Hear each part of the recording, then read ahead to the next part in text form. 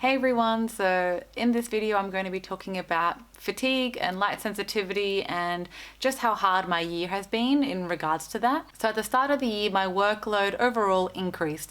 So I'm still studying, I'm studying a couple of days a week, and that includes placement as well as working. So in total I had a full-time load because on Monday and Tuesday I was working 9 to 5, Wednesday I was going to class, and then I was having to do my assignments that day, and then Thursday and Friday was placement. Now I was doing okay fatigue wise until placement started, and I was doing a placement that was 2 hours away in a town, and so the commute took me 2 hours to get there and 2 hours to get back. I was lucky enough that I had a friend there. On Thursday nights I was able to stay over, so it meant I only had to commute in the morning, and then on the Friday I would commute back. So that just cut down my commute time in half. But even so, having that week was brutal. I've talked about before my struggle with fatigue and light sensitivity in general. They're connected for me. The more light that I'm exposed to and just general stimulation, that means that I am more likely to end up fatigued, and I have these kind of migraine attacks or fatigue attacks where if I push myself too far I won't be able to function. I'll be stuck in a room. It takes me back to chemotherapy days where I'm stuck in a room, have to shut all the blinds, have to be in darkness as much as possible, and not be able to listen to anything, not be able to have people near me. I can't socialize. Maybe I can listen to a podcast. That would be the most that I would be able to do. And I'm stuck in that state for hours, often until night falls, and often it's about 8 hours in the most acute period. So it's really rough for me. It's very difficult. So I always want to avoid those situations.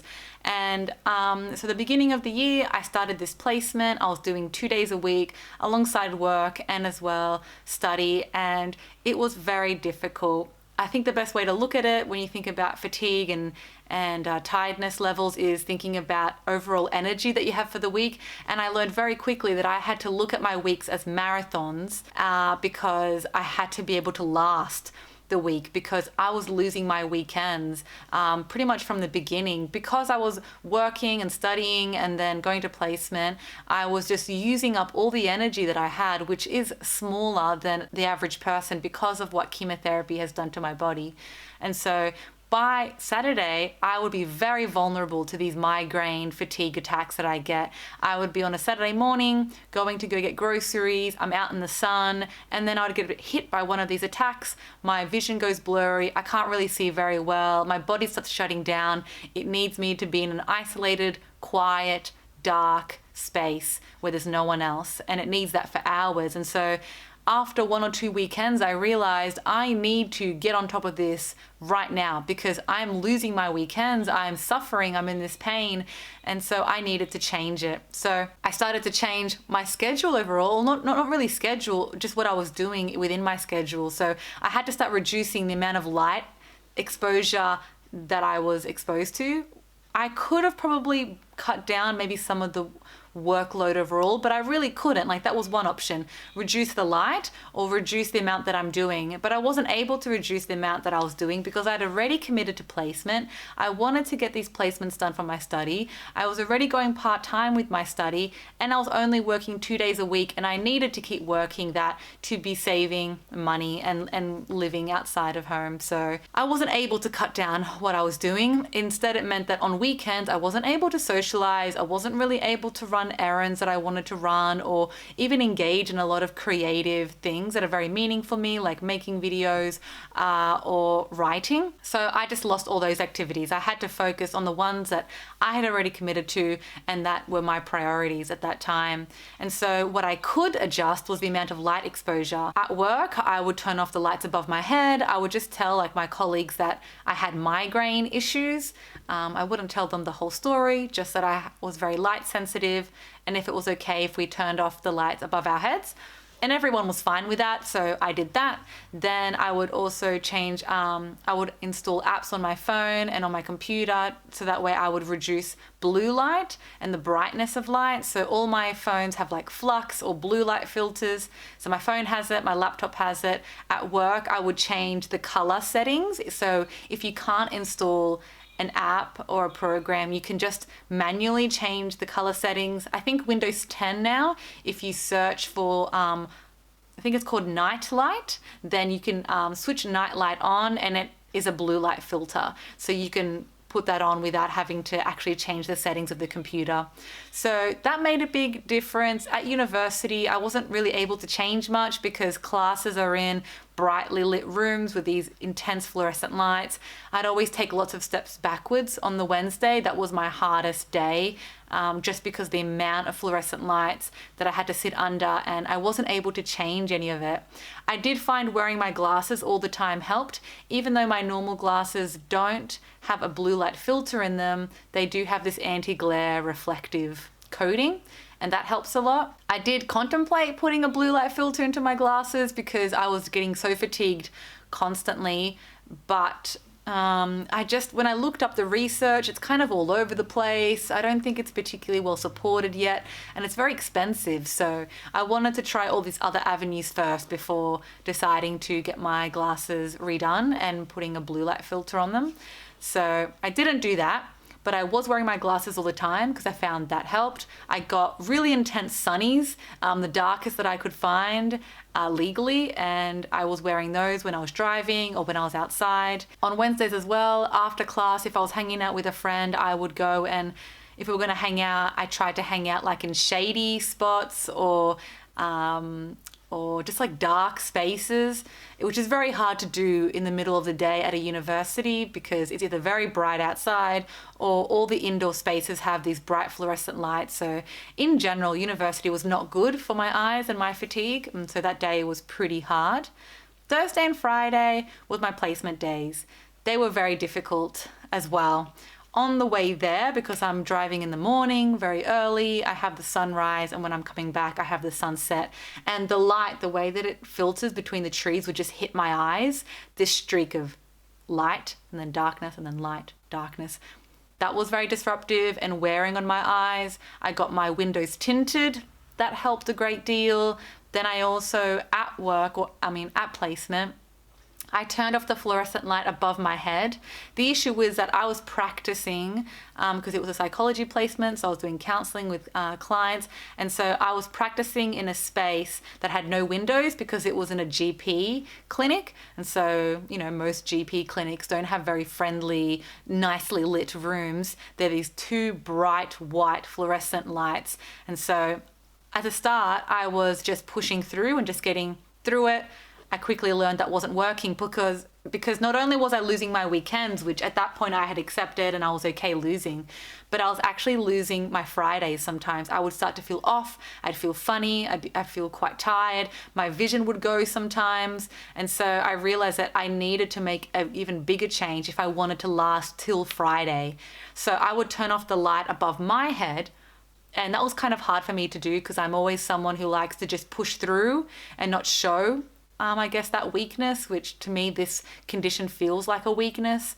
But I would just tell my clients, is it okay if I turn off the light above my head? I have migraine and light sensitivity issues, and they were always fine with it. So we still had a light on, it just wasn't the one above my head. And if the room was more appropriate, it didn't look so clinical, I probably would have brought lamps in, or that might have been the next step if I was still really struggling to manage it. Because there were Fridays where I would be there, I would be really struggling with the light, and I would have to turn off all the lights, and it was like a cave when you turn off all the lights because there are no windows, and look and stare at a wall in the corner of the wall and just look into that darkness and just breathe, do a small meditation type exercise where I'd imagine golden light entering my body and just filling me up and giving me a little bit more energy to get through the day and to be able to get me home safely, because there was one or two times driving back home where I had to stop on the side of the road and do that exercise because I could feel myself starting to go off and my eyes starting to go a little funny. So I needed to rest, do that exercise, but also wait for the light to go down for it to get closer to nighttime so that way my eyes won't be so strained as I'm driving. So it was really awful. I had to make multiple changes throughout my work week. And it was really difficult. Even with all those changes, I still had to be very mindful of what I did on the weekend. I couldn't socialize too much. If I did, it had to be indoors in dark spaces in people's houses. Couldn't be in restaurants where there's lots of, noise and music. and just general stimulation, which is really difficult because I love those spaces. I love when I'm in a space where everyone's talking loudly, there's music, there's like, light things happening. There's just a lot of chaos. It's just wonderful chaos. As much as I need my downtime where there's just darkness, I also love those fun, chaotic gatherings. But at the moment, I just can't be in those spaces at all. And I wasn't able to in the first half of the year when I was doing this placement. And that was really difficult. And at that time, when I was in my house, in that apartment, I always had the blinds shut. Always. I always existed in darkness. I always had lamps. Even in the middle of the day, I would try to shut down the light. And that really changes the feeling to a space, even though I love soft mood lighting. It's a real shame. And I think I was being confronted every day in that period that I'm having to change my life big time to be able to work 5 days a week. And this isn't sustainable. I need to finish this placement and then I need to make changes because I can't keep working like this. I'm making too much of a change. I'm not able to engage in my creative things that I love. I can't talk to people. I don't really have that energy to socialize. And I'm not able to do this extracurricular type things that I might have wanted to do in study, or even just go to the shops and get clothes. Like I wanted to do all of my shopping online so I didn't have to be in those shopping centers with those big, bright fluorescent lights just assaulting my eyes. So it's really sad. And it's been really difficult because while I finished that placement, and it's true that at that time I was going through a breakup and I had moved back home, which was just stressful in general, and that didn't do any good things for my fatigue and tiredness. When I came back from my trip to Spain and I was still living at home, but, I had recovered from the breakup and I was settling back in and I had started another placement and it was very nearby. It was still 2 days a week, but it was very close to me. I've still been having the same issues. And I think maybe now I have a slightly more than a full-time load because I have placement Monday, Tuesday, Wednesday is a half day of work and then classes and assessments. Then I have work Thursday, Fridays. I'm actually working more than just full time because I haven't given myself hours in my work week to do my assessments. I'm, all my work, like my workplace and my place of study, that's really close by. So yeah, the commute, I think really took me back in that first half of the year, but now I don't have to worry about that commute, but I'm still struggling with my fatigue. And I think a big part of it is that I've realized I can't actually work full time. I can't actually do 5 days a week in this body and still live a full, rich life where I am socializing, I'm engaging in my hobbies, I'm able to, exercise regularly and things like that. I can't actually do all of that and work full time. And I know some people might be like, well, that's kind of like in a way privileged to be like, I only, can work 4 days a week. That's like the ideal. I think everyone would love to just work 4 days a week, but the point is not having that choice. And I am in a profession where 4 days of work a week is financially fine. Like I would still earn really good money. I don't need that fifth day. But what if I hadn't chosen this profession? Then I would actually not be able to earn as much as I wanted to earn because my disability holds me back that much. And also, I just want to have the choice. What if I want to be able to work that extra fifth day? I love my job and I love what I'm working towards. I want to have the option to work 5 days a week, but I can't. And that's something that I think I've realized this year, and maybe it will change in time. Maybe my fatigue will improve, but in a few months, it'll be 4 years since I finished chemotherapy. And so how much more is my body going to recover? I don't know. Maybe it can recover more. I really hope it can. But I also think I have to realize that I have to also accept the body that I have and the damage it has sustained, and that there are limitations to the amount of things that I do. And at the moment, because I was living at home, I think that took its toll because at night I wasn't able to have true downtime. There's always something happening in my family home. People are always talking. Everyone's very loud. There's always some kind of commotion. Not that it's negative. There's just always this kind of energy. There's always something happening. And when I have downtime, I need true downtime. I need it to be dark as possible. I need it to be quiet. If I'm listening to something, it needs to be one thing. There can't be lots of music in the background. There can't be too much stimulation. There can't be lots of things going on. I need to be alone in a space.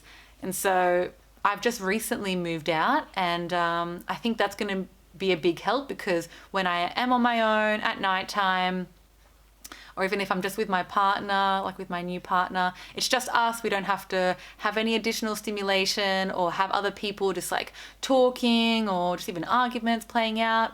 I don't have any of that. I have my own time. I can recover. My downtime is truly rejuvenating as much as it can be, and truly relaxing, because I need to take advantage of those moments if I want to be able to last the week and still enjoy my weekend. So I think that's going to help as well.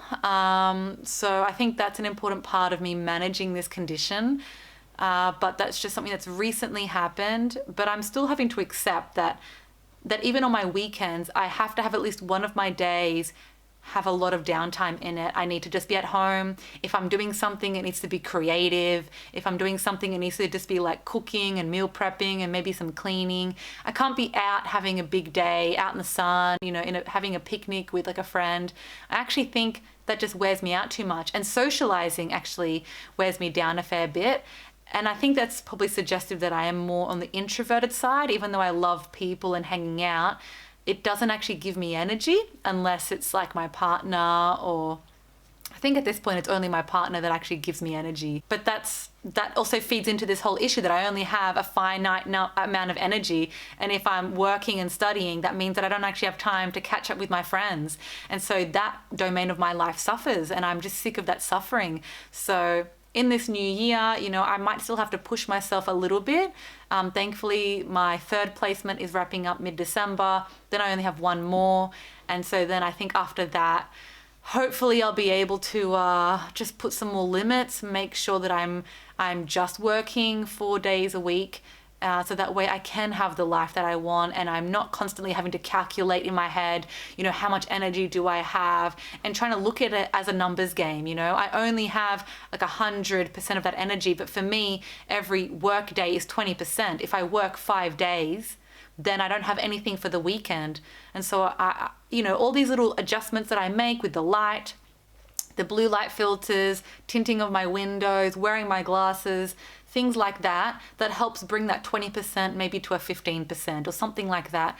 But ultimately it still is very draining, and I have very little energy on the weekends, and I'm sick of it. And I'm sick of having to constantly change my life just to fit this condition. I'm sick of having to always live in darkness. As much as I love darkness and I love the cooling effect and I love mood lighting, I'm sick that I have to do it. I'm sick of having to do it. I don't have the option to just have a day where I have all the windows open, I have lots of natural light, and I can just sit in the sun.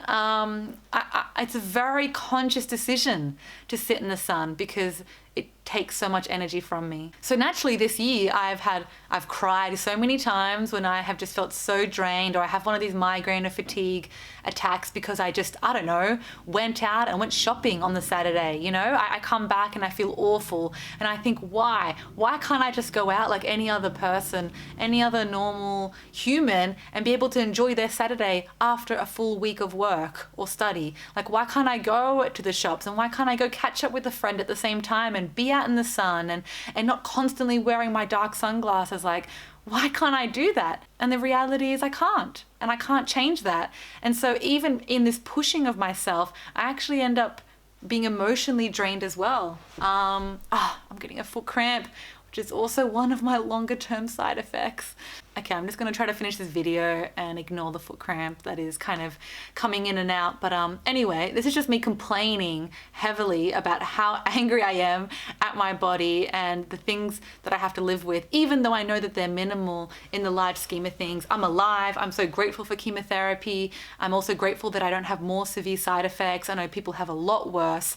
But still, this fatigue and this light sensitivity is surprising surprisingly pervasive. It surprisingly has made me change so many things in my life. I have to talk to like colleagues or my clients or other people about how I have to have lights turned off all the time. In my new job with clients, I'm constantly letting them know whenever I see them for the first time, hey, I have the lights off, and there's enough natural light that it's okay, but there are just so many changes. There's constantly things I have to adjust, and yeah, this video is just me being really upset about it. And as I said, I've also just been so emotionally drained, having to go through this acceptance process again and again and again, because my personality is to push and to push past it and to keep going, because I want this degree so much. I love my job so much. I love helping people so much. I want to do as much of it as possible. And I have so many dreams, and I'm a particularly ambitious person that I can go, but my body can't do that. And what else can I say? It just kills me. And I just can't change it. I can't really make it better. Like, I can make it better, but at the end of the day, I have so many constraints. Like, my body is limited, and I'm not going to go into it too much in this video because this video is already going to be long enough. I've said in a previous video, if you've watched a lot of my videos, I've never had the dream to be a mum. But I would like the choice to become a mum, especially of one child. I've never had a huge dream for it. I've had lots of dreams when it comes to my career, and having my own business one day, and being very creative and socially in terms of traveling and wanting to have children in my life. But I'm very happy for that to be with nieces and nephews and family in that way. I don't have a strong dream to have a child myself. But I still like to think, and I still like to have the choice to maybe have a child. I think I would actually really enjoy that. And so that's something that I contemplate and think about every now and again, especially the last few months. But I've also realized this year that maybe I can't. And maybe I can't, not because of fertility, which is what my last video was about, but maybe I can't because of fatigue. Because I can't even handle 5 days of work. And I know there are a lot of people that find that very draining, but a child is a lot more draining than 5 days of work and study. And a child requires so much more from you, and they require 24 hours care. And I know I would, be on maternity leave for like 6 months, maybe even a year. But I would be on maternity leave for their youngest period of their life. But a child requires so much care and energy for years. And I just have realized I would need such an intensive support system to be able to raise a child with this body, with these limitations fatigue-wise, because I would not be able to also work and take care of a child with this body. I really don't think that's possible given how fatigued I get. And what's going to happen if I get fatigued? I have a fatigue attack. I have to be in my room 8 hours by myself, kind of without anyone around me. I can't have a demanding child, and children are demanding because that's what they are, and that's okay. That's part of being a kid. You need your parents to do a lot for you, and I don't think my body could handle it. What would happen to my mental health? What would happen to my child? What would happen to my body?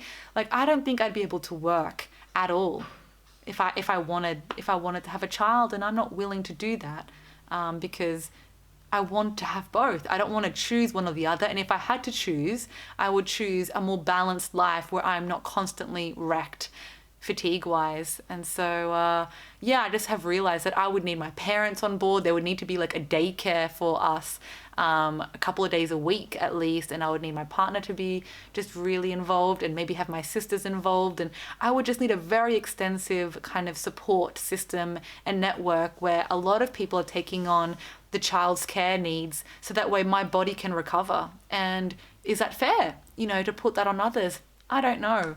But anyway, I'm not going to go too much into that. I still need to think and reflect on it a bit, but that's also been emotionally difficult. Whenever I crash, fatigue-wise, I think, what the hell? Like, I can't even handle this many days of work. What the hell? I can't even handle going out and seeing a friend today in the sun. Like, how am I meant to like live my life? How am I going to have those dreams of working as a psychologist overseas in these like really intense spaces?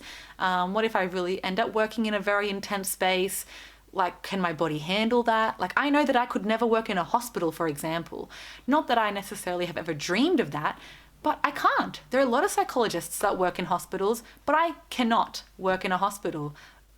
There's just no way. There's just no way. I could maybe do one day in a hospital and I wouldn't be able to work the other days because of the amount of light and the damage that that light does to my eyes and my body is just immense. So it's just been a really hard year, hard year having to change my life and my living spaces constantly, changing my workspaces constantly to allow myself to just complete my degree and work.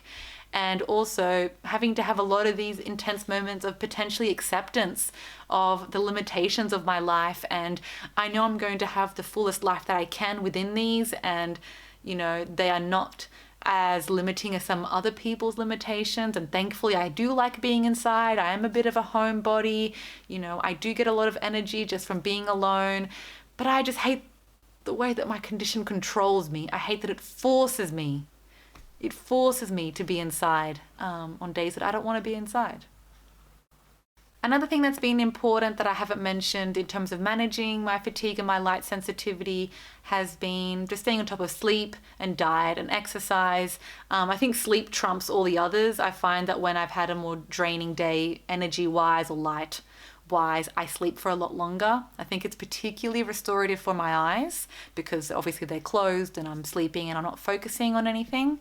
And then diet, I find that I'm someone who gets iron deficient pretty easily. I think I struggle to absorb iron, and so I'm always on top of my iron supplements. But I also find that just regularly eating red meat every now and again helps a lot, just because I absorb the iron so much better from it. Even though I like to eat more vegetarian-like, I just find that my fatigue gets worse when I'm eating more strictly vegetarian versus having more meat, in particular red meat. And exercise, I find exercise is helpful, but there are lots of times when in the evening I've been really fatigued and I have to choose sleep over exercise, and sometimes I feel guilty for doing that, but overall sleep is the most important biological thing I can do for my body at a very basic biological level, and so I will always choose sleep over exercise, but I try to, incorporate exercise regularly. Once again, that's part of my issue with fatigue. Exercise, while it is helpful long term, it does require energy from that day. So if I've already pushed myself that day, I actually don't have the energy to be healthy and exercise, which is part of that really frustrating thing that I have. Or I have to exercise inside, in the dark, on a treadmill, or only walk at night when the sun's down. I can't go out for a walk in the middle of the day with some friends. Anyway, I've complained enough, but even with my exercise, I have to be very conscious of how I do it. I wouldn't be able to go to a gym because of the bright lights. And as soon as you realize that you have issues with bright fluorescent lights, you realize that there are very few safe spaces that are public. The only safe space is your own home, maybe other people's homes, but you think about shopping centers, hospitals, community centers, gyms, cafes, universities, just workplaces, everything.